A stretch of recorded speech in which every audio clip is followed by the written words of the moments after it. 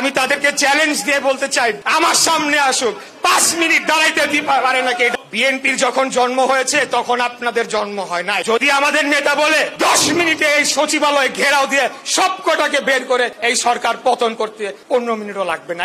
ইদানিং 2-3 দিন যাবত দেখছি বিভিন্ন জেলা শহরে গেলে তো এমনি উৎসুক জনতা আসে কিছু ছবি তোলার জন্য, বিভিন্নভাবে ঘেরাও দেয়। আমাদের অভিজ্ঞতা আছে, ওইটাকে দেখে তারা ভাবছে যে হয়তো কোটি কোটি মানুষ তাদের সাথে চলে আসছে।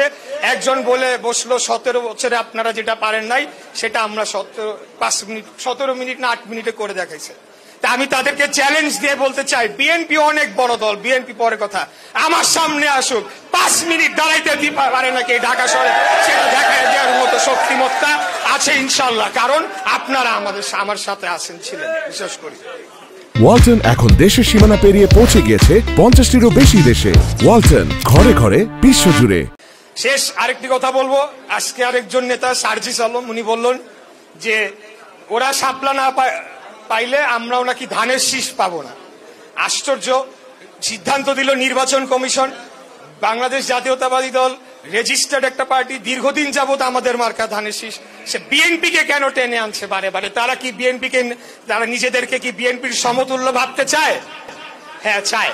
এই কাজটি এই বর্তমান অন্তর্বর্তীকালীন সরকার সূক্ষ্মভাবে করার চেষ্টা করেছিল। এনসিপি বিএনপি সমান সমান করার একটা অপচেষ্টা করেছিল। আমি তাদেরকে বলবো, বিএনপির যখন জন্ম হয়েছে তখন আপনাদের জন্ম হয় নাই। অতএব আমাদেরকে আপনারা আন্ডার এস্টিমেট করবেন না। আমরা অত্যন্ত ধৈর্যের সহকারে সেই 5ই আগস্টের পর থেকে অনেক কিছু বলা হয়েছে আমাদের বিরুদ্ধে, আমরা তেমন কোনো সেটা রিয়াকশন দেই নাই বা আমরা প্রতিশোধমূলক আচরণ করি নাই। আমরা ধৈর্য ধরে গণতান্ত্রিক আচরণ করেছি, সবকিছু শুনে নিয়েছি।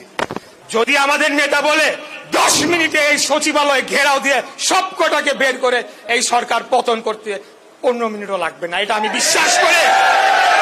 কিন্তু আমরা চাই না এই ধরনের কোন পরিস্থিতি তৈরি হোক। আমরা গণতান্ত্রিক রাজনৈতিক দল, গণতন্ত্রে বিশ্বাস করি। আন্দোলন সংগ্রাম আমরা করেছি, হাসিনাকে হটিয়েছি। আগামী দিনে আমরা চাই বাংলাদেশের জনগণ ভোট দিয়ে যাদেরকে রাষ্ট্র ক্ষমতায় আনবে, এটা ওই নতুন দলকে আনুক, কোনো দুঃখ থাকবে না, কারণ জনগণ ভোট দিয়েছে।